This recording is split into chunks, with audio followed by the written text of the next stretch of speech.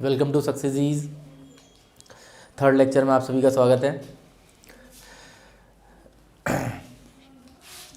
देखिए, हम costing and estimation की बात कर रहे हैं। एस्टिमेशन अभी तक हम बात कर चुके हैं क्या होता है। हम ये भी बात कर चुके हैं कि एस्टिमेशन कितने टाइप के होते हैं, क्या क्या कॉस्ट आ जाती है एस्टिमेशन में। कुछ कॉस्ट ऐसी होती है जो कि हम कैलकुलेट की जा सकती है, कुछ कॉस्ट ऐसी होती है जो हम एग्जैक्टली नहीं बता सकते कि कितना कॉस्ट आने वाला है, लेकिन हम उसका एक परसेंटेज मान के चलते हैं। क्लियर है? तो बाकी आपका कोई क्वेश्चन हो पिछले 2 लेक्चर्स में तो आप कोई क्वेश्चन अपना मुझे अपडेट कर सकते हैं। आपका कोई क्वेश्चन है तो मुझे बताएंगे। क्वेश्चन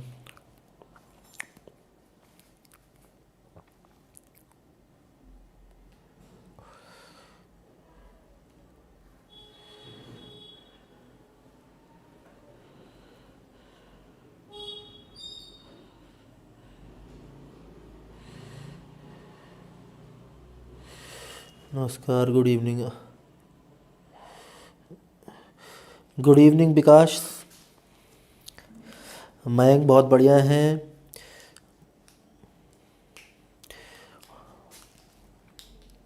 कोई डाउट नहीं है, चलिए ठीक है। सबका कहना है हमें कोई डाउट नहीं है पिछली 2 क्लासेस में। तो इस क्लास की अगर बात करें तो इस क्लास में पहली बात तो ये है कि हमने लास्ट क्लास को ख़त्म इस बात पे किया था कि हम अगली क्लास में ये सीखेंगे कि कैसे हम वो जो डिटेल्ड एस्टीमेट निकालना चाहते हैं वो कैसे निकालेंगे। आप कौन से मेथड से हम उस डिटेल्ड एस्टीमेट को निकाल सकते हैं, तो देखते हैं। लेकिन उससे पहले हमें ये जानना ज़रूरी है कि किस क्वांटिटी को किस यूनिट में मेज़र किया जाता है। पहले अगर हम एक्सकेवेशन कर रहे हैं किसी प्रोजेक्ट के अंदर, तो एक्सकेवेशन को वॉल्यूम में मेज़र किया जाएगा कि एरिया में मेज़र किया जाएगा, मतलब कि मीटर क्यूब में किया जाएगा या मीटर स्क्वायर में किया जाएगा, क्योंकि अलग अलग क्वांटिटीज़ अलग अलग यूनिट्स में मेज़र की जाती हैं। जैसे कि अब डोर्स हैं, कितने डोर लगाए, 5 डोर, 10 डोर, 20 डोर, आपने पूरे बिल्डिंग के अंदर कितने डोर यूज़ करे या कितने विंडो यूज़ करे, तो ये कितने नंबर ऑफ डोर्स यूज़ करें। जैसे डैम प्रूफिंग है, वो स्क्वायर मीटर में कितने एरिया में आपको डैम प्रूफिंग करनी है। तो हर क्वांटिटी को अलग अलग यूनिट ऑफ मेजरमेंट में मेजर किया जाता है। तो उसके लिए आपके स्क्रीन पे एक टेबल आ जाएगी, उस टेबल में मैं आपके लिए रीड कर दूंगा, लेकिन आपको ये टेबल याद रखनी है कि किस क्वांटिटी को मैं किस यूनिट में मेजर करता हूँ। सबसे पहला है हमारे पास अर्थवर्क। देखिए इस टेबल में अगर आप ध्यान देंगे तो इस टेबल में आपके पास अर्थवर्क है, ठीक है। और हमने 3 पार्ट्स में डिवाइड किया हुआ है बेसिकली टेबल को। Particulars of item, units of measurement और यूनिट्स ऑफ पेमेंट। तो जैसे हमने सबसे पहले अर्थवर्क को कंसिडर किया है। अर्थवर्क अगर आप एक्सकेवेशन के लिए अर्थवर्क कर रहे हैं तो उसमें यूनिट ऑफ मेजरमेंट आपका क्यूबिक मीटर रहेगा, क्योंकि हमें क्या है, एक्सकेवेशन कितना सॉइल निकालना है, मीटर क्यूब में मेजर करना है आपको।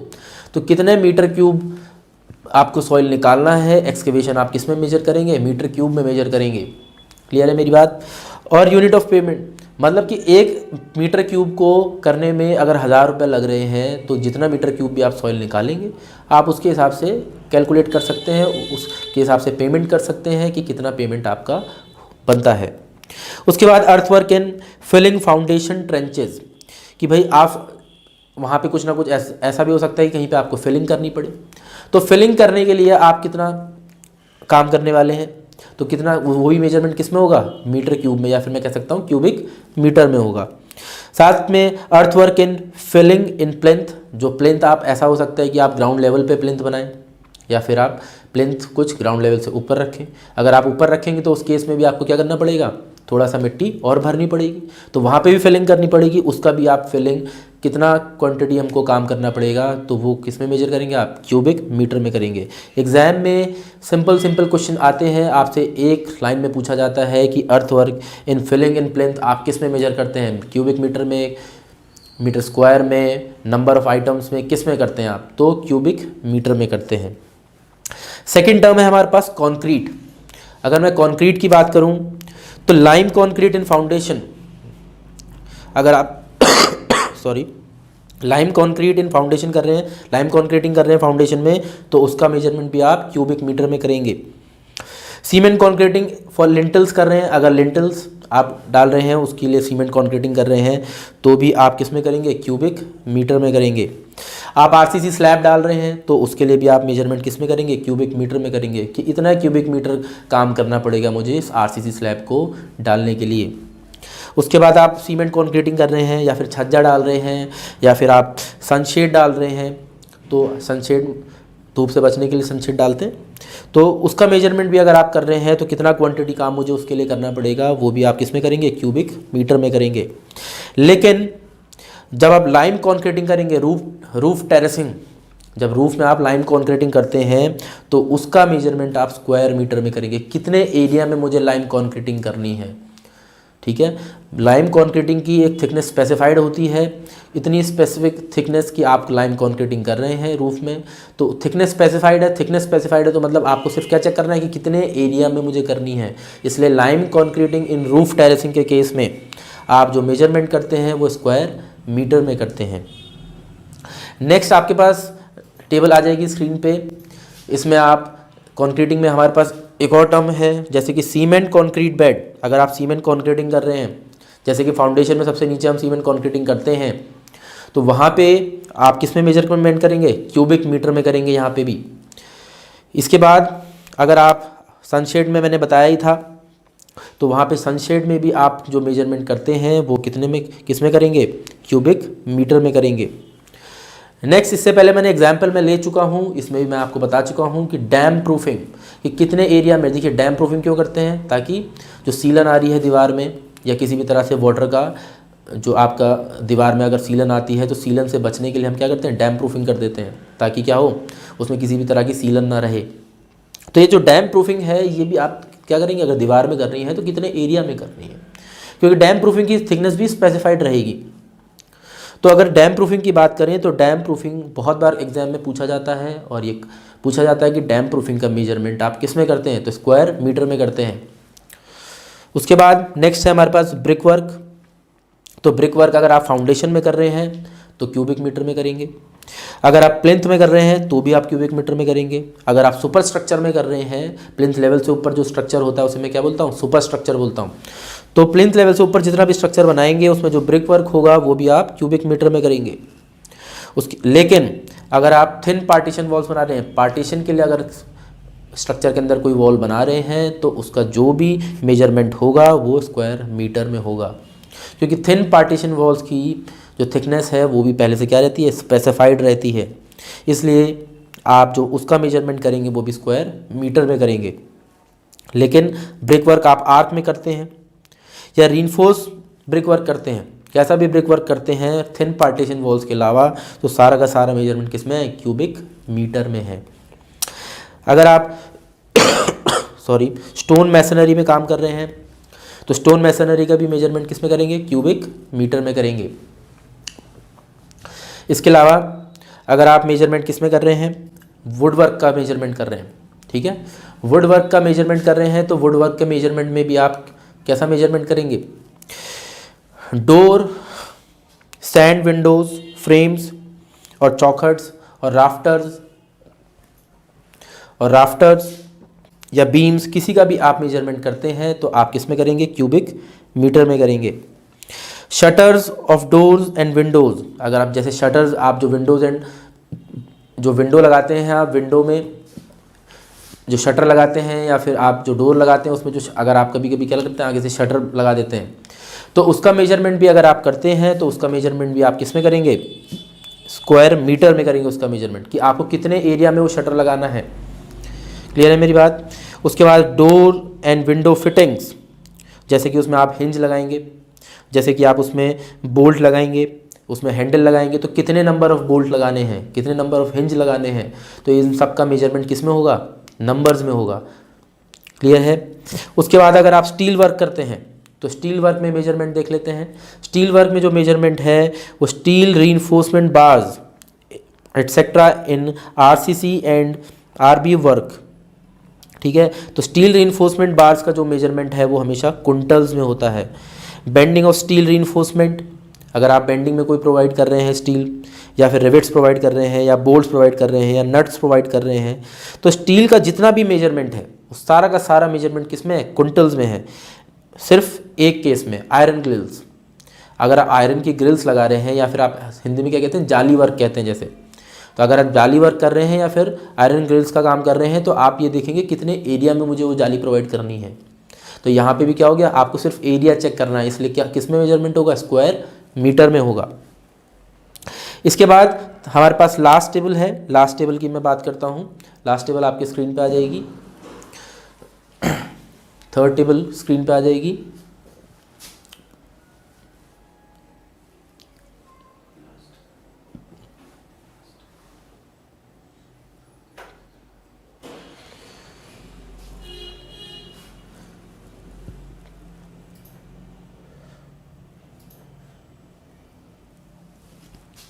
ओके ठीक है। इसके बाद एक और भी बचता है, अगर आप क्या करते हैं ग्लास पैनल्स का मेजरमेंट करते हैं तो ग्लास पैनल्स का मेजरमेंट भी किस किस में होगा, स्क्वायर मीटर में होगा कि कितने एरिया में आपको ग्लास प्रोवाइड करना है।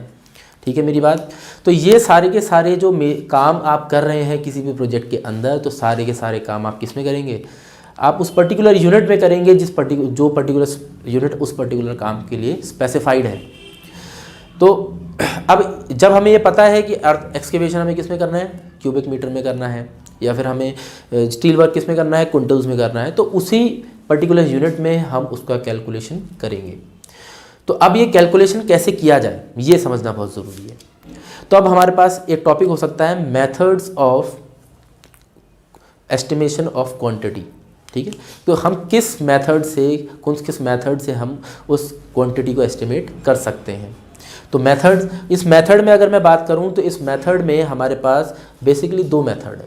पहला long wall and short wall method. पहला मैं मेथड क्या देता हूं, number 1 long wall and short wall method, और दूसरा जो है हमारे पास वो है centre line method. Centre line method. तो दो मेथड हैं, एक long wall and short wall method और एक है सेंटर लाइन मेथड। दोनों मेथड्स पे क्वेश्चन करके देखते हैं कैसे हम इसको एस्टिमेट करेंगे, और फिर समझ में आ जाएगा कि long wall short wall method क्या कहता है और सेंटर लाइन मेथड क्या कहता है। तो सबसे पहले एक एग्जाम्पल की मदद से समझने की कोशिश करते हैं। बहुत बेसिक एग्जाम्पल लेता हूं मैं, और उसकी मदद से कोशिश करेंगे कि कैसे हम long wall and short wall method से क्वांटिटी को एस्टिमेट करेंगे। क्लियर है? तो ठीक है, एक क्वेश्चन देखते हैं।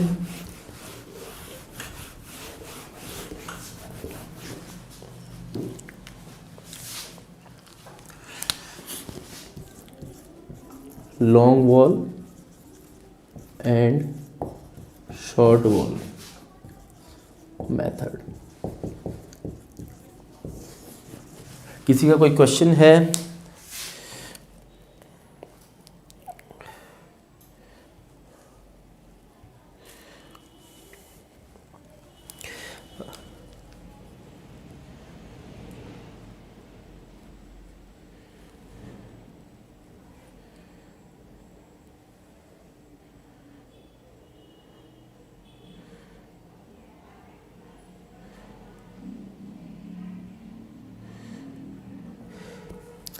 नियमत अंसारी डीपीसी। भाई डीपीसी मैं बता रहा हूँ कि डीपीसी आपका जो मेजरमेंट है वो स्क्वायर मीटर में है कि कितने एरिया में आप डैम प्रूफिंग कोर्स करते हैं, क्योंकि थिकनेस पहले से स्पेसिफाई रहती है।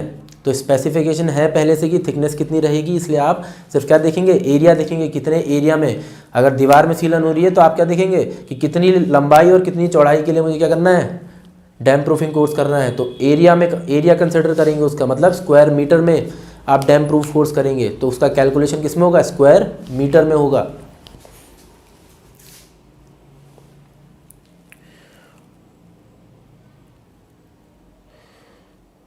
ठीक है शुभम राणा जी, आपका कोई क्वेश्चन नहीं है?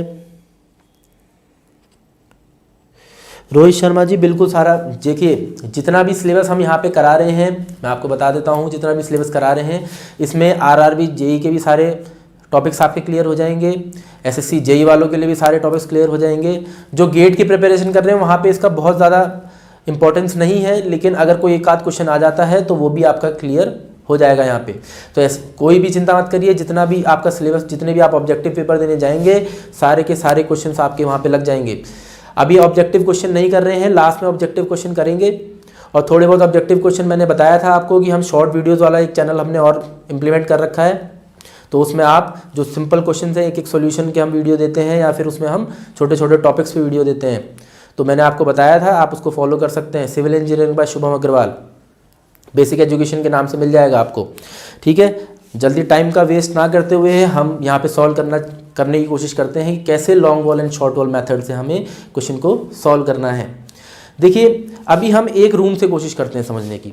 एक क्वेश्चन एक बनाने की कोशिश करता हूँ मैं, उसका प्रोजेक्शन बोर्ड के ऊपर, फिर उसको सॉल्व करने की कोशिश करेंगे। मान लेते हैं एक कमरा है, ये हमारे पास 4 बाय 5 मीटर का, ठीक है, 4 बाय 5 मीटर का एक कमरा है। अब कमरा है तो दीवारें भी होंगी,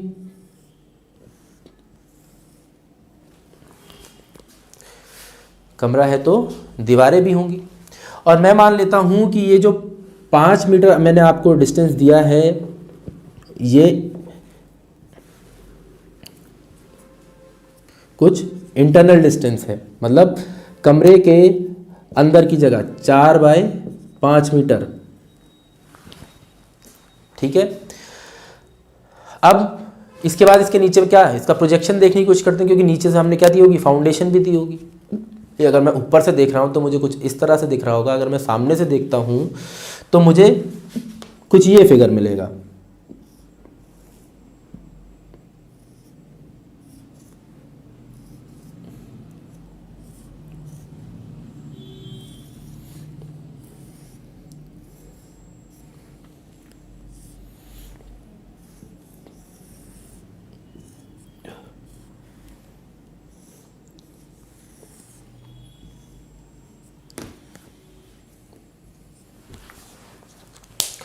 इस फिगर को थोड़ा सा डायमेंशन दे देते हैं।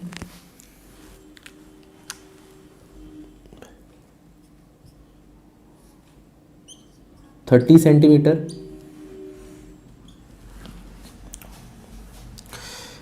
ये आपका प्लेंथ हो गया।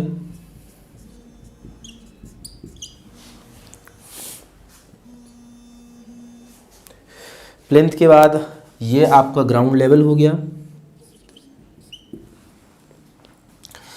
मतलब कि जितना भी एक्सकेवेशन आप करेंगे वो ग्राउंड लेवल से नीचे करेंगे, तो आपको पता चल जाएगा कि कितना डेप्थ तक मुझे क्या करना है, एक्सकेवेशन करना है। इसको मैं फर्स्ट फुटिंग कह रहा हूँ, इसको मैं सेकंड फुटिंग कहता हूँ, और इसे मैं सीमेंट कॉन्क्रीटिंग बोल देता हूँ। तो मैंने हर किसी का नाम स्पेसिफाई कर दिया है यहाँ पे। सबसे पहले जब आप क्या करेंगे, सबसे पहले आपको सीमेंट कॉन्क्रीटिंग करनी है सबसे नीचे, उसके बाद आपको फर्स्ट फुटिंग प्रोवाइड करनी है, फर्स्ट फुटिंग प्रोवाइड करनी है, उसके बाद आपको सेकंड फुटिंग प्रोवाइड करनी है, उसके ऊपर आप क्या प्रोवाइड करेंगे, प्लिंथ प्रोवाइड करेंगे, और उसके ऊपर सुपर स्ट्रक्चर प्रोवाइड करेंगे। ठीक है, तो ग्राउंड लेवल ये रहा, इसके ऊपर आपने प्लिंथ प्रोवाइड करी है। ऐसा भी हो सकता था कि प्लिंथ आप कहाँ प्रोवाइड करते, ग्राउंड लेवल पे ही प्रोवाइड करते, प्लिंथ और ग्राउंड लेवल एक ही उस पर हो सकता था, लेकिन इस बार मैंने माना हुआ है कि प्लिंथ क्या है, ग्राउंड लेवल से ऊपर है।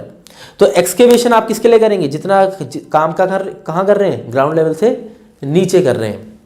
तो अब मुझे ये कैलकुलेट करना है कि एक्सकेवेशन में मुझे कितना क्वांटिटी ऑफ वर्क करना पड़ेगा, कितना मुझे इस सुपर स्ट्रक्चर को बनाने के लिए ब्रिक वर्क करना पड़ेगा, कितना काम मुझे सीमेंट कॉन्क्रीटिंग के लिए करना पड़ेगा। तो हर चीज़ को मैं कैलकुलेट कर सकता हूँ। अब कैलकुलेट कैसे करूँ, इसके लिए मैं यहाँ पे क्या कर लेता हूँ, एक टेबल बना लेता हूँ, उस टेबल के साथ मैं काम करूँगा। ठीक है,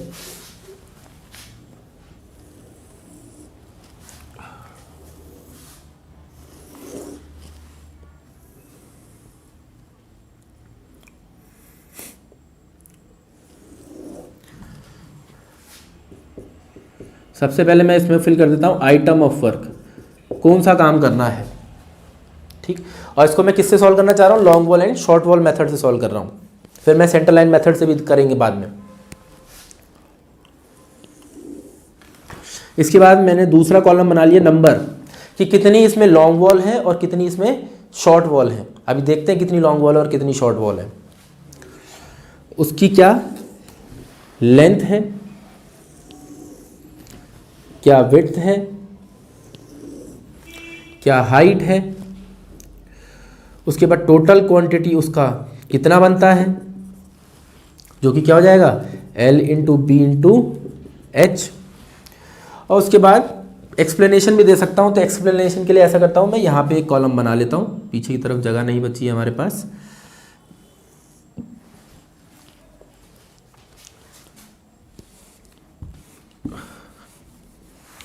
तो ये लीजिए, मैंने एक्सप्लेनेशन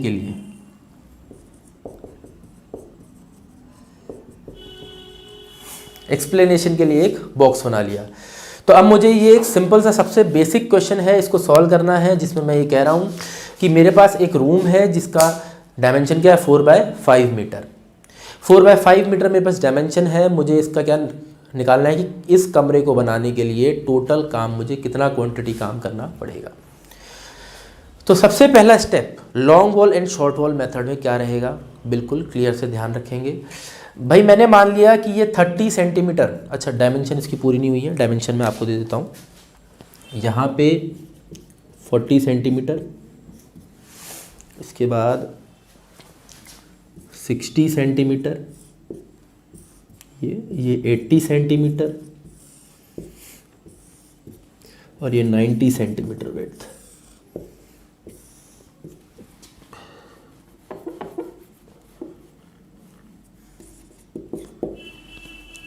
इनकी डेप्थ भी बता देते हैं आपको।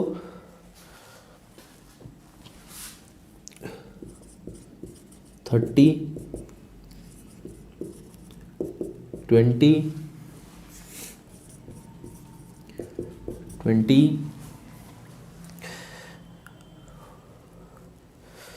और ये आपकी 40 सेंटीमीटर और ये आपकी 3 मीटर। क्लियर है। तो मैंने सारी डायमेंशन आपको स्क्रीन पे दे दी हैं कि जी आपने जो नीचे जो प्रोजेक्शन में सारा काम किया है उसकी क्या डायमेंशन है, और जो प्लान में मुझे दिख रहा है वो रूम वो कितना है 4x5 मीटर का है। अब मुझे long wall and short wall method की मदद से टोटल कितना क्वांटिटी काम मुझे इस पर्टिकुलर आपका सीमेंट कॉन्क्रीटिंग के लिए करना पड़ेगा, कितना काम मुझे फर्स्ट फुटिंग के लिए करना पड़ेगा, कितना काम मुझे सेकंड फुटिंग के लिए करना पड़ेगा, कितना काम मुझे प्लिंथ के लिए करना पड़ेगा और कितना काम मुझे इस सुपर स्ट्रक्चर में करना पड़ेगा, ये मैं देखना चाहता हूँ। तो सबसे पहले मैं बेस से शुरू करता हूँ, और बेस से शुरू करने के लिए सबसे पहले मुझे क्या करना पड़ेगा, एक्सकेवेशन करना पड़ेगा। तो एक्सकेवेशन करने के लिए मुझे गड्ढा खोदूंगा, मैं गड्ढे में से सारा का सारा सॉइल निकाल लूँगा। तो एक्सकेवेशन कितना करना है पहले ये निकाल लेता हूँ। तो ठीक है, तो मैं आइटम ऑफ वर्क दे देता हूँ एक्सकेवेशन। लेकिन एक्सकेवेशन को मैं किससे सॉल्व करना चाह रहा हूँ, long and short wall method से। तो पहले मुझे ये चेक करना है कि कितनी लॉन्ग वॉल है और कितनी शॉर्ट वॉल है। तो सबसे पहला स्टेप मेरा, जब मैं इस long wall and short wall method से सॉल्व करूँगा, तो सबसे पहले मेरा स्टेप रहेगा कि मुझे हर वॉल की सेंटर टू सेंटर डिस्टेंस निकालनी है। सेंटर टू सेंटर डिस्टेंस कैसे, देखिए मैं ये जानता हूँ कि ये 5 मीटर अंदर से 5 मीटर है ये डिस्टेंस। उसके बाद इसके बाहर यहाँ पे क्या है, वॉल है, इस तरफ से भी क्या है, वॉल है। तो मुझे वॉल टू वॉल, ये wall to wall centre to centre distance calculate करनी है। अगर मुझे wall to wall centre to centre distance calculate करनी है तो मैं क्या करूँगा, जो भी ये डिस्टेंस होगी उसमें हाफ विड्थ यहाँ से ऐड कर दूंगा और हाफ विड्थ यहाँ से ऐड कर दूंगा। कर देता हूँ। तो 5 में हाफ विड्थ, देखिए इसकी विड्थ कितनी है 30 सेंटीमीटर वॉल की, यहाँ पे दी है हमने 30 सेंटीमीटर। तो यहाँ पे कितना ऐड हो जाएगा 0.15 और यहाँ पे भी कितना ऐड हो जाएगा 0.15। तो सेंटर टू सेंटर के लिए मैं एक यहाँ पे अलग से डायग्राम बना देता हूँ ये। तो सेंटर टू सेंटर निकालने के लिए क्या हो जाएगा 5 प्लस 0.15 प्लस 0.15, ये कितना आ जाएगा टोटल 5.3 मीटर। सही बात है। उसके बाद ये 4 मीटर थी, इसमें भी मुझे सेंटर टू सेंटर डिस्टेंस ये सेंटर टू सेंटर डिस्टेंस यहाँ पे ये सेंटर मिल गया, यहाँ पे ये सेंटर मिल गया। अंदर की डिस्टेंस मैं जानता हूँ कितनी है 4 है। उसके बाद मुझे क्या करना पड़ेगा, आधी विड्थ ऑफ द वॉल यहाँ से ऐड करनी पड़ेगी और आधी यहाँ से ऐड करनी पड़ेगी। तो यहाँ की आधी 30 की आधी कितनी होगी 15 सेंटीमीटर, और 15 सेंटीमीटर को मीटर में चेंज करूँ कितना आ जाएगा 0.15। तो मैं यहाँ पे भी क्या कर देता हूँ, इस डिस्टेंस को निकालने के लिए 4 प्लस 0.15 प्लस 0.15 कितना आ जाएगा 4.3 मीटर। अब देखिए एक वॉल की सेंटर टू सेंटर डिस्टेंस कितनी आ गई 5.3 मीटर और दूसरे वॉल की कितनी आ गई 4.3 मीटर। इसमें से लंबी कौन सी है 5.3 वाली, तो मैंने इसका नाम क्या दे दिया लॉन्ग वॉल, और दूसरी वाली का नाम क्या हो जाएगा फिर शॉर्ट वॉल। और लॉन्ग वॉल कितनी है 1 2 1 2, और शॉर्ट वॉल कितनी है 1 2। तो 2 लॉन्ग वॉल हैं हमारे पास और 2 शॉर्ट वॉल है। किसी का डाउट है कि लॉन्ग वॉल कैसे निकालनी है और शॉर्ट वॉल कैसे पहचाननी है?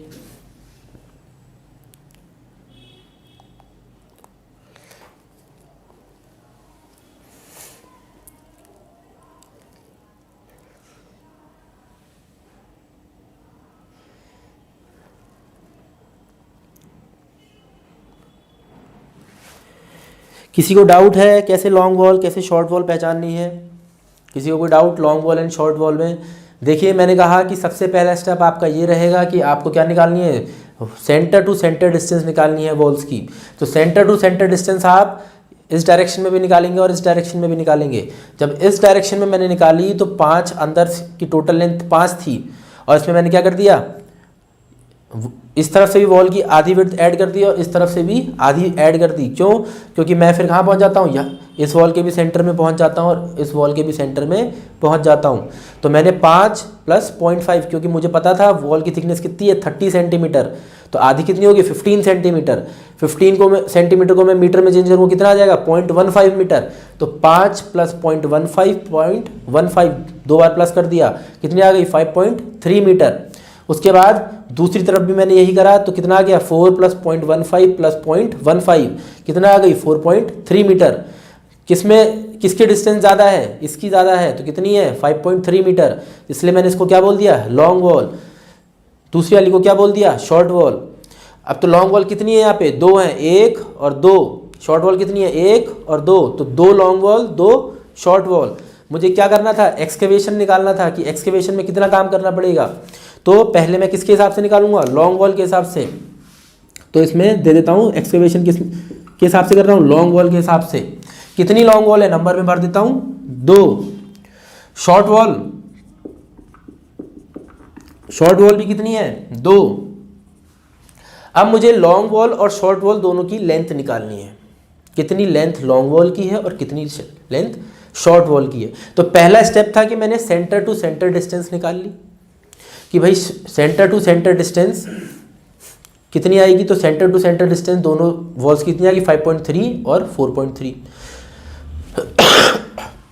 जिसकी लेंथ ज़्यादा आई थी उसको मैंने लॉन्ग वॉल बोल दिया, जिसकी छोटी आई थी उसको मैंने शॉर्ट वॉल बोल दिया।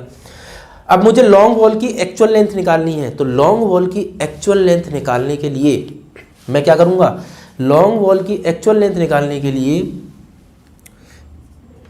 जो भी सेंटर टू सेंटर डिस्टेंस थी उसमें क्या कर दूंगा हाफ द प्रोजेक्शन ऐड कर दूंगा दोनों वॉल्स का।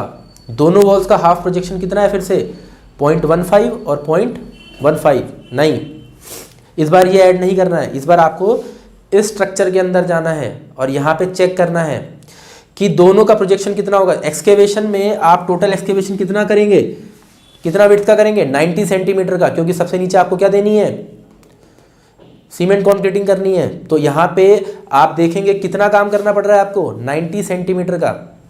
तो अगर आप सेंटर से इस तरफ कितना जाएंगे 0.45 जाएंगे और इधर भी कितना जाएंगे 0.45 जाएंगे। तो आपको लॉन्ग वॉल की निकालने के लिए क्या करनी पड़ेगी 5.3 प्लस 0.45 प्लस 0.45। तो लॉन्ग वॉल की लेंथ कितनी आ गई 5.3 में ऐड कर देंगे तो कितनी आ जाएगी 6.2 मीटर। लेकिन जब आप शॉर्ट वॉल की डिस्टेंस निकालेंगे तो यही आपको माइनस करनी पड़ेगी। तो जब मैं शॉर्ट वॉल की लेंथ निकाल रहा हूँ, देखिए ये लॉन्ग वॉल की लेंथ आ गई, शॉर्ट वॉल की निकालने के लिए शॉर्ट वॉल की लेंथ कितनी है 4.3 मीटर, माइनस कितना इसके लिए 0.45 माइनस 0.45, 90 का आधा उधर जाएंगे आधा इधर जाएंगे, आधा उधर गए तो 0.45 माइनस कर दिया, आधा इधर गए तो 0.45 माइनस कर दिया, कितना आ जाएगा 3.4 मीटर। ठीक है, 3.4 मीटर आ गया। तो मैं यहाँ पे लिख देता हूँ लॉन्ग वॉल की लेंथ 6.2 मीटर, शॉर्ट वॉल की लेंथ लिख देता हूँ 3.4 मीटर। इसके बाद मुझे क्या फिल करनी है, विड्थ फिल करनी है। विड्थ कितनी है एक्सकेवेशन के लिए, टोटल विड्थ कितनी है 90 सेंटीमीटर। यहाँ पे जितनी भी फिलिंग मैं करूँगा किस में करूँगा, मीटर में करूँगा। तो विड्थ कितनी आ जाएगी 0.9 मीटर। शॉर्ट वॉल की विड्थ कितनी आ जाएगी 0.9 मीटर। एक्सकेवेशन कर रहा हूँ मैं तो डेप्थ देखनी है, अब कितनी डेप्थ के लिए एक्सकेवेशन करूँगा। ग्राउंड लेवल से नीचे जो मैं सेकंड फुटिंग प्रोवाइड कर रहा हूँ, जो मैं फर्स्ट फुटिंग प्रोवाइड कर रहा हूँ, जो भी मैं सीमेंट कॉन्क्रीटिंग कर रहा हूँ, तीनों के तीनों कहाँ कर रहा हूँ, ग्राउंड लेवल के नीचे कर रहा हूँ। तो इन तीनों के लिए मुझे एक्सकेवेशन करना पड़ेगा, मतलब इनकी टोटल हाइट कंसिडर करनी पड़ेगी। तो टोटल हाइट कितनी है 30 + 20 + 20 कितनी हो गई 30 + 20 50, 50 + 20 70। तो 70 कंसिडर करता हूँ। तो 70 को अगर मैं कन्वर्ट कर दूँ किस में, मीटर में कर दूँ तो कितना आ जाएगा 0.70। तो 0.70 डेप्थ किसके लिए होगी, लॉन्ग वॉल के लिए, और 0.70 डेप्थ किसके लिए हो गई, शॉर्ट वॉल के लिए। तो मैंने लेंथ भी निकाल ली, मैंने विड्थ भी निकाल ली और मैंने हाइट भी निकाल ली। अगर मैं इसको मल्टीप्लाई करता हूँ तीनों को तो मुझे क्वांटिटी पता चल जाएगी। क्वांटिटी तीनों को मल्टीप्लाई करके बताएंगे, लेकिन कितनी लॉन्ग वॉल है, 2 लॉन्ग वॉल हैं, तो आपको 2 से मल्टीप्लाई साथ में करना पड़ेगा। तो इस मल्टीप्लिकेशन के बाद जो आपकी वैल्यू आती है वो आती है 7.81। और शॉर्ट वॉल के लिए कितनी आएगी जब मल्टीप्लाई करेंगे 4.28। तो देखिए लॉन्ग वॉल के लिए आपको कितना काम करना पड़ा, 7.81 काम करना पड़ा, और शॉर्ट वॉल के लिए कितना मीटर क्यूब काम करना पड़ा 4.28। तो टोटल आपको एक्सकेवेशन के लिए कितना काम करना पड़ेगा, दोनों को ऐड कर देता हूं, दोनों को ऐड कर देता हूं तो कितना आ जाएगा 9 10 12.09 मीटर क्यूब। तो एक्सकेवेशन में आपको कितना काम करना पड़ा 12.09 मीटर क्यूब काम करना पड़ा। अब अगर आपको ये पता हो कि 1 मीटर क्यूब का एक्सकेवेशन करने के लिए अगर 1000 रुपये लगते हैं तो 12.09 मीटर क्यूब का काम करने के लिए कितना पैसा लगेगा, तो आप आराम से बता सकते हैं। तो एक्सकेवेशन में टोटल काम जो मुझे करना पड़ा वो 12.09 मीटर क्यूब का करना पड़ा। इसके बाद एक्सकेवेशन करने के बाद मैं क्या करूँगा, सीमेंट कॉन्क्रीटिंग करूँगा। सीमेंट कॉन्क्रीटिंग करूँगा, ठीक है। तो सीमेंट कॉन्क्रीटिंग के लिए भी निकाल लेते हैं। तो मैं यहाँ पे दूसरा टर्म दे देता हूँ सीमेंट कॉन्क्रीट। किसी का कोई सवाल है पूछेंगे?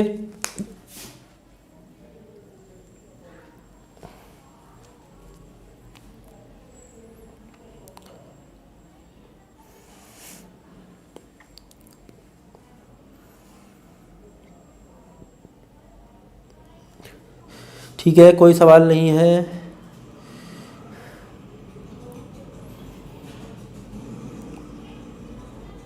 किसी का कोई सवाल है? साहिल खान जी, इरिगेशन की क्लास पहले आप ये तो क्वेश्चन एस्टिमेशन तो पूरा करिए, ठीक है। किसी का कोई सवाल नहीं है। तो मैं एक्सकेवेशन की बात करूं तो एक्सकेवेशन के लिए कितना काम करना पड़ा मैंने कैलकुलेट कर लिया। इसके बाद मैं सीमेंट कॉन्क्रीट की बात कर रहा हूँ। सीमेंट कॉन्क्रीटिंग के लिए मुझे कितना काम करना है, देखिए सीमेंट कॉन्क्रीटिंग के लिए भी फिर मैं किसके हिसाब से चलूँगा, long wall and short wall के हिसाब से चलूँगा। लॉन्ग वॉल के हिसाब से पहले करते हैं और साथ में मैं लिख देता हूँ शॉर्ट वॉल। कितनी लॉन्ग वॉल है, फिर से वही 2 लॉन्ग वॉल हैं और 2 शॉर्ट वॉल है मेरे पास। उसके बाद लेंथ निकालनी पड़ेगी। लेंथ निकालने के लिए फिर से मुझे कहाँ जाना पड़ेगा, एक्सप्लेनेशन में। सेंटर टू सेंटर डिस्टेंस कितनी थी लॉन्ग की तरफ 5.3 और सीमेंट कॉन्क्रीटिंग के लिए भी मुझे कितना 0.45 इधर जाना पड़ेगा, 0.45 इधर आना पड़ेगा, तो मैं प्लस कर दूंगा 0.45 प्लस 0.45, मतलब पिछली बार का सेम केस है, तो L कितना आ जाएगा दोबारा से 6.2 मीटर।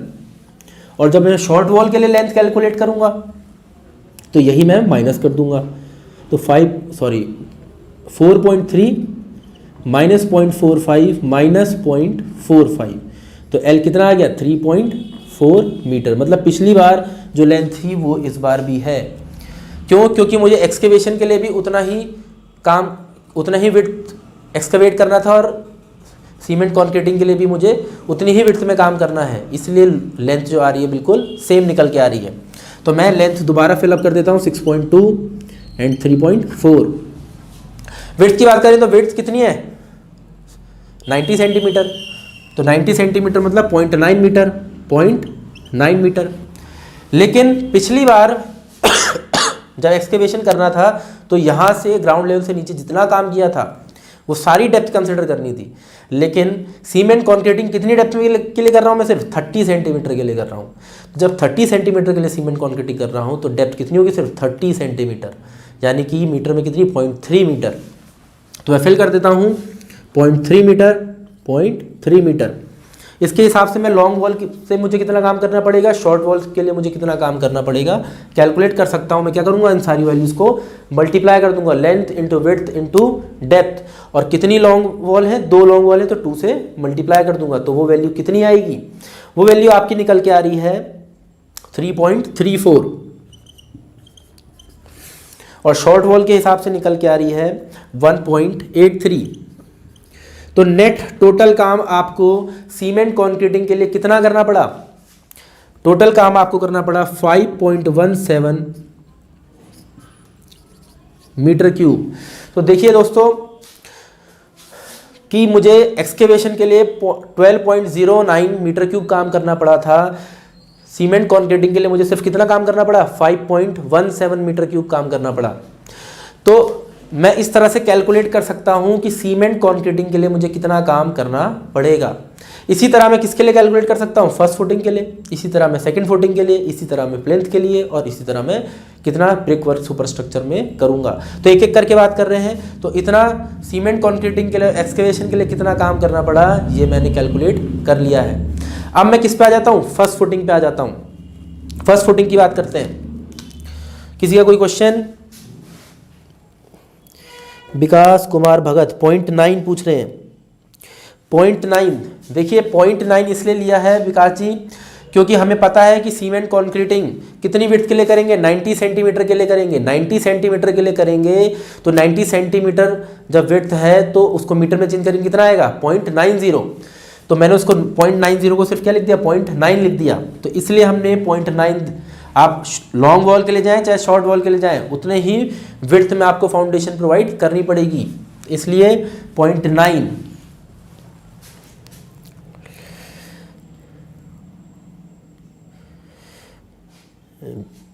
0.3 भी पूछा आपने हाइट, ठीक है। 0.3 हाइट, देखिए पिछली बार जब मैंने एक्सकेवेशन किया था तो एक्सकेवेशन जब किया था तो मैंने ग्राउंड लेवल से नीचे जितना काम करूंगा सबके लिए मुझे एक्सकेवेशन करना पड़ेगा, इसलिए मैं टोटल डेप्थ कंसिडर करूंगा एक्सकेवेशन में कि टोटल मैं ग्राउंड लेवल से नीचे कितनी डेप्थ खोदता हूँ। किसके लिए, फर्स्ट फुटिंग भी भाई ग्राउंड लेवल के नीचे दे रहा हूँ, सेकंड फुटिंग भी दे रहा हूँ, सीमेंट कॉन्क्रीटिंग भी कर रहा हूँ, तो सारा का सारा कहाँ कर रहा हूँ, ग्राउंड लेवल के नीचे कर रहा हूँ। तो इन सब के लिए मुझे एक्सकेवेशन करना पड़ेगा, तो मैं वहाँ पे टोटल डेप्थ कंसिडर करूँगा।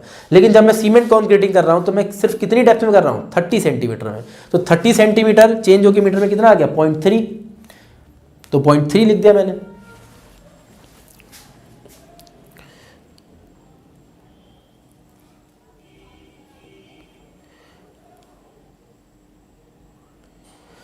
अभिषेक जी सेकंड फुटिंग पे आएंगे, अभी पहले फर्स्ट फुटिंग का कैलकुलेशन कर लेते हैं, उसके बाद सेकंड फुटिंग का भी करेंगे, उसके बाद प्लिंथ का भी करेंगे, बिल्कुल करेंगे।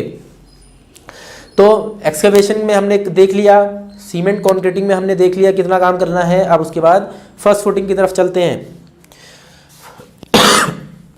फर्स्ट फुटिंग,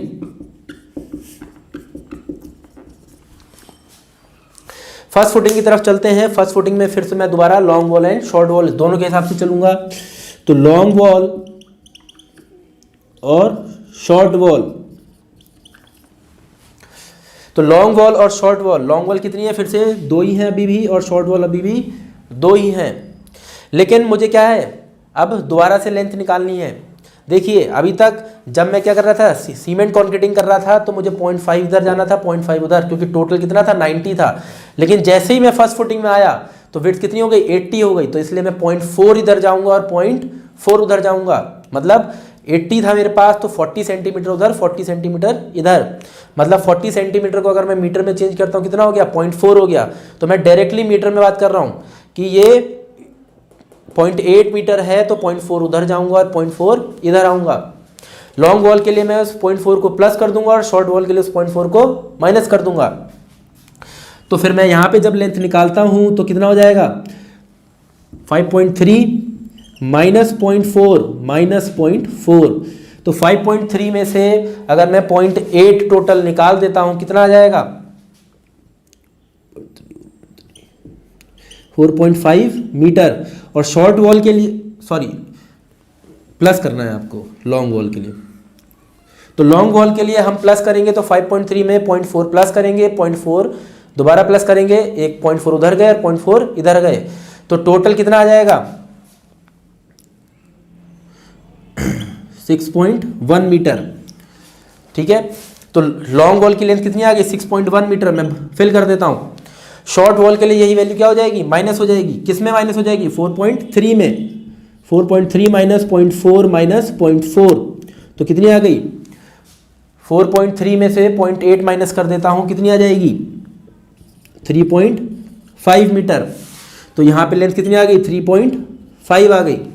उसके बाद विड्थ कितनी है फर्स्ट फुटिंग की, विड्थ कितनी है 80 सेंटीमीटर विड्थ है, मतलब मीटर में कितनी हो गई 0.8 मीटर हो गई। तो मैं विड्थ 0.8 फिल कर देता हूँ लॉन्ग वॉल की भी और शॉर्ट वॉल की भी।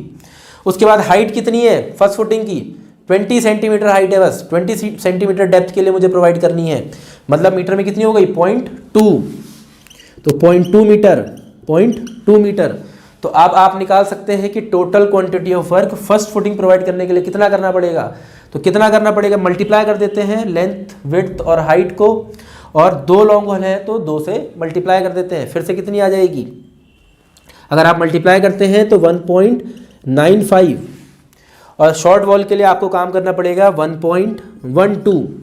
तो टोटल कितना काम करना पड़ेगा फर्स्ट फुटिंग प्रोवाइड करने के लिए 3.07 मीटर क्यूब। तो फर्स्ट फुटिंग के लिए आपको कितना काम करना पड़ा 3.07 मीटर क्यूब काम करना पड़ा फर्स्ट फुटिंग प्रोवाइड करने के लिए। ऐसे ही मैं किसके लिए चेक कर सकता हूं, सेकंड फुटिंग के लिए चेक कर सकता हूं। सेकंड फुटिंग के लिए भी चेक करते हैं। मैं एक्सकेवेशन वाले को रब कर रहा हूं आपके लिए, ठीक है, क्योंकि अब हमारे पास जगह नहीं है बोर्ड में, तो मैं एक्सकेवेशन वाले को रब कर रहा हूं, लेकिन आप वैल्यू अपने पास ध्यान रखेंगे। मैं ऊपर लिख देता हूं एक्सकेवेशन के लिए टोटल काम कितना करना पड़ा था 12.09 काम करना पड़ा था मुझे एक्सकेवेशन के लिए, और इसमें लेंथ थी हमारी लॉन्ग वॉल की 6.2 और शॉर्ट वॉल की 3.4।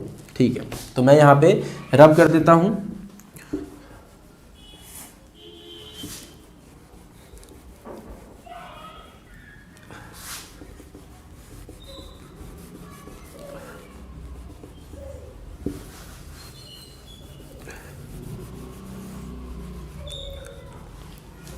तो सेकंड फुटिंग प्रोवाइड करनी है, सेकंड फुटिंग प्रोवाइड कर देते हैं। तो सेकंड फुटिंग के लिए मैं क्या देता हूं second footing. Second footing provide करनी है तो सेकंड फुटिंग के हिसाब से मैं लॉन्ग वॉल से भी चलूंगा और शॉर्ट वॉल से भी चलूंगा। तो लॉन्ग वॉल कितनी है फिर से 2, और शॉर्ट वॉल कितनी है अभी भी 2। लेंथ निकालनी है, तो लेंथ निकालने के लिए क्या करूंगा फिर 5.3 में ऐड करूंगा हाफ प्रोजेक्शन। तो आधा प्रोजेक्शन सेकंड फुटिंग का कितना हो जाएगा 30 इधर और 30 इधर। भाई ये लॉन्ग वॉल है तो 30 इधर ऐड हो गया और 30 इधर ऐड हो गया, क्योंकि ये टोटल कितना है 60 है। तो मैंने क्या कर दिया ऐड कर देता हूँ 0.3 प्लस 0.3, तो 0.6 ऐड हो जाएगा 5.3 में, और कितना आ जाएगा 5.9 मीटर। तो मैं लेंथ फिल कर देता हूँ लॉन्ग वॉल की, और ये कितने आ गई 5.9 मीटर आ गई। इसके बाद मैं शॉर्ट वॉल के लिए भी लेंथ निकालना चाहूँ तो क्या करूँगा 4.3 में यही वैल्यू माइनस कर दूंगा। तो मैंने माइनस कर दी, तो L की वैल्यू कितनी आ जाएगी, आप जब 0.6 वैल्यू निकाल देंगे किसमें से, 4.3 में से, तो कितनी आ जाएगी, 3.7 मीटर। तो लॉन्ग शॉर्ट वॉल की भी लेंथ में फिलअप कर देता हूँ 3.7 मीटर। इसके बाद विड्थ मुझे फिलअप करनी है, तो सेकंड फुटिंग की विड्थ कितनी है, 60 सेंटीमीटर, मतलब कितनी हो गई, 0.6 मीटर। तो लॉन्ग वॉल के लिए भी 0.6 और शॉर्ट वॉल के लिए भी 0.6। डेप्थ कितनी है, डेप्थ 20 सेंटीमीटर, तो कितनी हो जाएगी, 0.2 मीटर, मतलब डेप्थ भी प्रोवाइड कर दी। तो अब मैं निकाल सकता हूँ कि लॉन्ग वॉल और शॉर्ट वॉल के बिहाफ पे कितना मुझे काम करना पड़ेगा। तो देख लेते हैं, मल्टीप्लाई करूँगा तो 1.41 और इसको भी मल्टीप्लाई करूँगा तो 0.88 और टोटल काम कितना करना पड़ा, 2.29 मीटर क्यूब। 2.29 मीटर क्यूब काम करना पड़ा मुझे, ताकि मैं क्या कर सकूं, सेकेंड फुटिंग को प्रोवाइड कर सकूं। तो सेकेंड फुटिंग में मुझे टोटल काम कितना करना पड़ रहा है, 2.29 मीटर क्यूब का काम करना पड़ रहा है। इसके ऊपर मैं क्या प्रोवाइड कर रहा हूं, प्लेंथ प्रोवाइड कर रहा हूं। तो प्लेंथ में भी देखते हैं, किसी का सवाल कुछ, यश 2.44, बिल्कुल देखिए 2.44 तो नहीं आएगा, लेकिन 2.29 के लगभग आ जाएगा। वैल्यू बिल्कुल बराबर ही है, कोई खास अंतर नहीं है। 2.29 आ रहा है, 2.24 आ रहा है, दोनों की दोनों वैल्यू कोई खास अंतर नहीं है, आप उसके साथ भी काम कर सकते हैं, बिल्कुल सही है।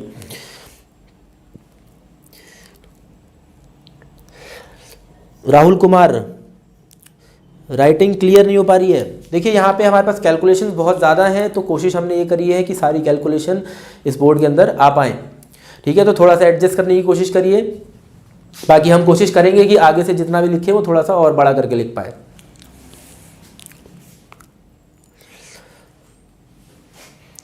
बिल्कुल विकास जी, बिल्कुल डेली क्लास लेंगे।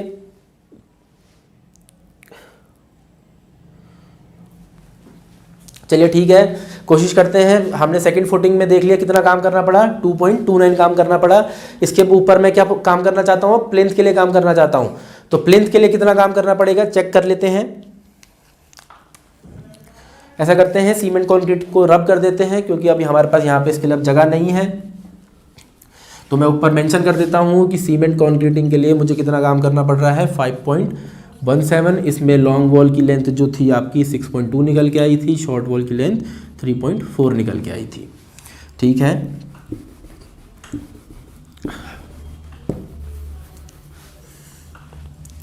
तो मुझे किसका काम करना है, प्लिंथ का काम करना है। प्लिंथ में भी फिर मैं किसके हिसाब से चलूंगा, लॉन्ग वॉल के हिसाब से भी चलूंगा और शॉर्ट वॉल के हिसाब से भी चलूंगा। तो लॉन्ग वॉल कितनी है मेरे पास, फिर से वही 2, और शॉर्ट वॉल कितनी है मेरे पास, फिर से वही 2। लेंथ कैलकुलेट करनी है, लेंथ कैलकुलेट कर लेते हैं, चलिए ठीक है। तो पहले लॉन्ग वॉल की लेंथ कैलकुलेट कर लेते हैं, फिर शॉर्ट वॉल की। सेंटर लाइन लेंथ हमें पता है लॉन्ग वॉल की तरफ कितनी, 5.3। इसमें क्या ऐड कर दूंगा, प्लेंथ का हाफ प्रोजेक्शन, तो 0.20 और 0.20, तो 0.20 प्लस 0.20 ऐड कर दिया, कितना आ गया, 5.7 मीटर आ गया। और शॉर्ट वॉल के लिए यही वैल्यू क्या कर दूंगा, माइनस कर दूंगा, किसकी, सेंट्रल लाइन लेंथ जो हमें शॉर्ट वॉल के केस में मिली थी, तो वो कितनी 4.3 मिली थी, उसमें से 0.2 माइनस कर देते हैं और 0.2 माइनस कर देते हैं, तो कितना आ जाएगा, 3.9 मीटर। तो लॉन्ग वॉल की लेंथ 5.7 हमें मिल जाती है, शॉर्ट वॉल की लेंथ हमें 3.9 मीटर मिल जाती है। उसके बाद हमें क्या फिल करना है, इसमें विड्थ फिल करना है। विड्थ ऑफ प्लेंथ कितनी है, 40 सेंटीमीटर। 40 सेंटीमीटर को मीटर में चेंज करूंगा कितना, 0.4 मीटर। तो विड्थ भर देता हूँ 0.4 और 0.4। प्लेंथ की डेप्थ कितनी है, 40 सेंटीमीटर, मतलब कितनी हो जाएगी, 0.4 मीटर। तो फिर से फिल कर देता हूँ 0.4 और 0.4। तो मुझे टोटल काम करने के लिए क्या करना पड़ेगा, फिर length into width into height को मल्टीप्लाई करना पड़ेगा, और नंबर ऑफ वॉल्स 2 है लॉन्ग वॉल, तो 2 से उसको मल्टीप्लाई करना पड़ेगा। तो टोटल वैल्यू जो आपकी निकल के आएगी, मैं आपको डायरेक्टली बता देता हूँ। तो टोटल वैल्यू आपकी निकल के आती है, वो आपकी आ जाएगी 1.82, और नेक्स्ट वैल्यू जो आ जाएगी वो 1.24। तो कितना लॉन्ग वॉल की तरफ से और कितना शॉर्ट वॉल की तरफ से आपको किसके लिए, प्लिंथ के लिए काम करना पड़ा, आपने ये कैलकुलेट कर लिया है। तो अब टोटल काम कितना करना पड़ेगा प्लिंथ में, ये भी कैलकुलेट कर लेंगे। तो क्या कर लें, इसको प्लस कर लेते हैं, कितना आ जाएगा 3.06 मीटर क्यूब। तो 3.06 मीटर क्यूब आपको किसके लिए काम करना पड़ा, प्लिंथ के लिए काम करना पड़ा। तो प्लिंथ के लिए कितना काम करना पड़ा ये भी कैलकुलेट कर लिया। अब सिर्फ क्या बचता है कि कितना ब्रिक वर्क इस सुपर स्ट्रक्चर के लिए मुझे प्रोवाइड करना पड़ेगा, या कितना काम मुझे क्वांटिटी करना पड़ेगा। तो देख लेते हैं लास्ट कि कितना मुझे किसके लिए काम करना पड़ेगा, इस सुपर स्ट्रक्चर के लिए काम करना पड़ेगा। तो मैं लास्ट ले लेता हूँ। तो फर्स्ट फुटिंग को मैं रब कर रहा हूँ क्योंकि जगह नहीं है हमारे पास। तो फर्स्ट फुटिंग वाला भी मैं यहाँ पे मेंशन कर देता हूँ। फर्स्ट फुटिंग के लिए मुझे कितना काम करना पड़ा 3.07, और इसमें भी लेंथ ऑफ लॉन्ग वॉल कितनी निकल के आई है हमारी 6.1, और शॉर्ट वॉल की हमारी 3.5। ठीक है, मैं इसको फिल कर देता हूँ।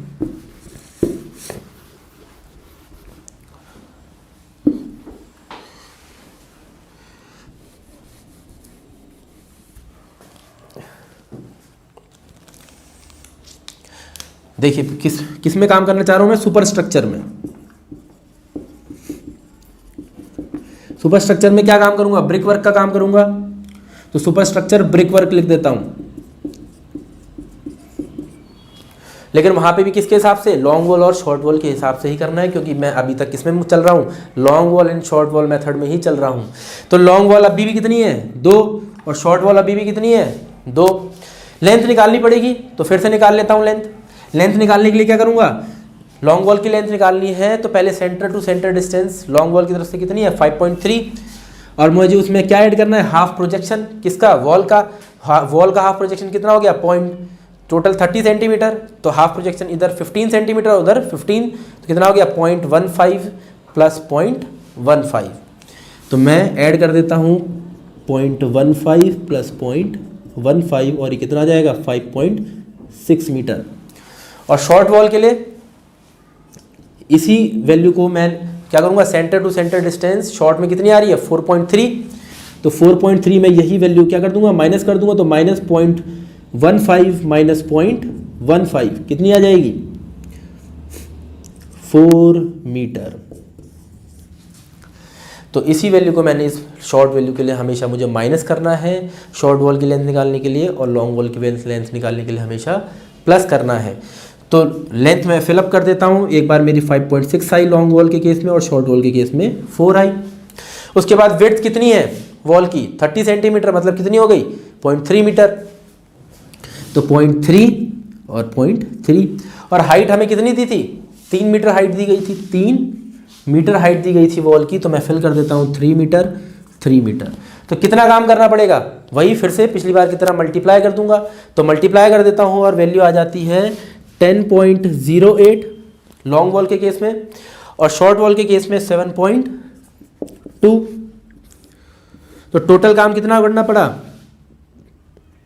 टोटल हमें करना पड़ा 17.28 मीटर क्यूब। 17.28 मीटर क्यूब काम करना पड़ा किसके लिए, brick work in super structure के लिए। अब अगर मुझसे ये पूछ लिया जाए कि सारा जितना भी आपने काम किया उसके लिए टोटल काम कितना करना पड़ा, तो टोटल क्या करना पड़ेगा, जितना भी मैंने एक्सकेवेशन में काम किया था, जितना भी मैंने सीमेंट कॉन्क्रीटिंग में काम किया था, जितना भी मैंने फर्स्ट फुटिंग में काम किया था, जितना भी मैंने सेकंड फुटिंग के लिए काम किया, जितना भी मैंने प्लिंथ के लिए काम किया, और जितना भी मैंने सुपर स्ट्रक्चर में ब्रिक वर्क के लिए काम किया, सबके सबको ऐड करना पड़ेगा। सबको ऐड करने पे मैं वैल्यू निकालता हूँ, तो सबकी एडिशन की जो वैल्यू आती है नेट क्वांटिटी ऑफ वर्क, जो टोटल वैल्यू आपकी निकल के आएगी वो टोटल वैल्यू आपकी आ जाएगी 42.95 मीटर क्यूब। तो टोटल क्वांटिटी ऑफ वर्क आपको कितना करना पड़ा, 42.95 मीटर क्यूब काम करना पड़ा। कि कितना काम किस पर्टिकुलर चीज़ के लिए आपको करना है, आप हर चीज़ का long wall and short wall method से निकाल सकते हैं। लेकिन आपको बस एक बात याद रखनी है कि लॉन्ग वॉल की कैसे लेंथ निकालनी है और कैसे शॉर्ट वॉल की लेंथ कैलकुलेट करनी है, और कब कितनी विड्थ पुटअप करनी है, कब कितनी हाइट पुटअप करनी है, और उसके हिसाब से आप स्टेप बाय स्टेप काम करेंगे। क्लियर है मेरी बात। इसके बाद एक ऑब्जर्वेशन है। अब ऑब्जर्वेशन, ये मैं पहले से सारी की सारी वैल्यूज जो मैं रब भी कर रहा था यहाँ पे लिखते जा रहा था, क्यों? क्योंकि अगर आप लॉन्ग वॉल की लेंथ देखेंगे, सबसे पहले जब मैंने क्या करा, सीमेंट कॉन्क्रीटिंग एक्सकेवेशन करा, तो लेंथ कितनी निकल के आई लॉन्ग वॉल की 6.2। फिर मैंने सीमेंट कॉन्क्रीटिंग करी, तब कितनी आई 6.2। उसके बाद लॉन्ग वॉल की लेंथ कितनी आई फर्स्ट फुटिंग के लिए 6.1। उसके बाद सेकंड फुटिंग के लिए कितनी आई 5.9। उसके बाद प्लिंथ के लिए कितनी आई 5.7। मतलब आप देख रहे हैं कि जैसे जैसे मैं ऊपर बढ़ता चला जा रहा हूँ सुपर स्ट्रक्चर की तरफ, जैसे जैसे मैं सब स्ट्रक्चर से सुपर स्ट्रक्चर की तरफ बढ़ता चले जा रहा हूँ, लॉन्ग वॉल की लेंथ क्या हो रही है, कम हो रही है, रिड्यूस हो रही है। तो एग्जाम में एक क्वेश्चन और बन जाता है कि जब आप सुपर स्ट्रक्चर से सब स्ट्रक्चर से सुपर स्ट्रक्चर की तरफ जाते हैं तो लॉन्ग वॉल की लेंथ इंक्रीज करती है या डिक्रीज करती है, या उसमें कोई फर्क नहीं आता। तो हमेशा जो लॉन्ग वॉल की लेंथ है जब आप सब स्ट्रक्चर से सुपर स्ट्रक्चर की तरफ जाते हैं तो डिक्रीज करती है। लेकिन शॉर्ट वॉल की लेंथ अगर आप देखेंगे 3.4 थी सबसे पहले, फिर 3.4 हुई, फिर 3.5 हुई, फिर 3.7 हो गई, फिर 3.9 हो गई, अब 4 है। तो जैसे जैसे आप सब स्ट्रक्चर से सुपर स्ट्रक्चर की तरफ जा रहे हैं शॉर्ट वॉल की लेंथ इंक्रीज करती है। तो एग्ज़ाम में अगर लॉन्ग वॉल का पूछ लिया जाए चाहे शॉर्ट वॉल का पूछ लिया जाए, आप आंसर कर सकते हैं कि लॉन्ग वॉल की लेंथ जब आप सब स्ट्रक्चर से सुपर स्ट्रक्चर की तरफ जाते हैं तो रिड्यूस करती है, और जब आप शॉर्ट वॉल के केस में होते हैं तो शॉर्ट वॉल के केस में सब स्ट्रक्चर से सुपर स्ट्रक्चर की तरफ लेंथ इंक्रीज करती है। सॉरी। तो इस बात का ध्यान आपको रखना पड़ेगा। तो किस तरह से हम long wall and short wall method के साथ काम करते हैं, ये एक बहुत छोटा सा एग्जाम्पल है। इसी के साथ मैं कल भी आपके लिए एक थोड़ा सा और अच्छा एग्जाम्पल, ये एक रूम का एग्जाम्पल था, कल मैं आपके लिए 2 रूम का एग्जाम्पल लेके आऊँगा, उसको सॉल्व करने की कोशिश करेंगे और थोड़ा सा इस कॉम्प्लिकेटेड टेबल को थोड़ा सा और आसान बनाएंगे और एग्जाम में सॉल्व कर सकते हैं। तो इसी टेबल की जो ऑब्जर्वेशन है वही ऑब्जेक्टिव क्वेश्चंस बना ली जाती हैं, ठीक है। और कैसे सॉल्व करना है ये कन्वेंशनल पेपर में कवर अप हो जाएगा। तो कन्वेंशनल और ऑब्जेक्टिव दोनों के हिसाब से चल रहे हैं तो कोई दिक्कत की बात नहीं है। अगर इस क्वेश्चन में कोई दिक्कत आपको आई है तो कमेंट बॉक्स में कमेंट करिए और मुझे बताइए।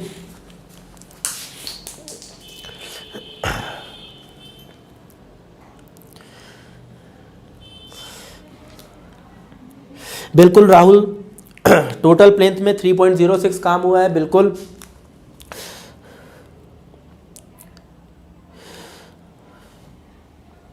बिल्कुल आज बहुत कम लोग आए हैं, एग्ज़ाम पास में आ रहे हैं तो थोड़ा सा ध्यान दीजिए। कल की टाइमिंग भी सलमान अहमद जी बिल्कुल सेम रहेगी।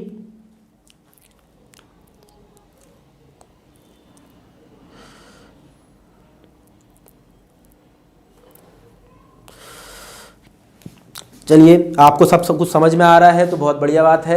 तो कैसे हमने long wall and short wall method के साथ काम करना है, ये एक रूम का केस है। ऐसे ही कल मैं आपको 2 रूम के केस में बताऊंगा कि कैसे आपको लॉन्ग वॉल लेनी है, कैसे आपको शॉर्ट वॉल लेनी है, कैसे आप काम करेंगे, कैसे आप टोटल क्वांटिटी को एस्टिमेट करेंगे। एक केस ये भी हो सकता है कि इसके अंदर क्या होता, डोर होता या विंडो होती, तो उसमें आपको क्या करना पड़ता, ब्रिक वर्क के लिए डिडक्शन करना पड़ता, क्योंकि डोर में तो ब्रिक लगेगी नहीं, विंडो में तो ब्रिक लगेगी नहीं, तो उसके लिए उतनी स्पेस को आपको क्या करना पड़ता है, उसमें से डिडक्ट करना पड़ता है ब्रिक वर्क में से। तो कैसे डिडक्ट किया जाए, उसको भी कैसे कैलकुलेट किया जाए, ये कल के एग्जाम्पल में हम देखेंगे, ठीक है। तो इसी तरह से देखते रहिए, क्वेश्चन लगाते रहिए। आपको शॉर्ट वीडियोस के लिए मैंने आपको फिर बताया है कि हमने एक दूसरा चैनल बना रखा है। आप जितना भी डेटा कवर करेंगे वो इस चैनल पे कवर अप करेंगे और शॉर्ट वीडियोस दूसरे चैनल पे कवर अप करेंगे। तो आप सर्च कर सकते हैं, मेरा नाम civil engineering by Shubham Agrawal, basic education के नाम से आपको मिल जाएगा। आप उसमें छोटे छोटे क्वेश्चन जो है आप उसमें लगा सकते हैं और सारा का सारा डेटा आप यहाँ पे पढ़ सकते हैं। तो कोई दिक्कत की बात नहीं है, पढ़ते रहिए और बढ़ते रहिए। Thank you.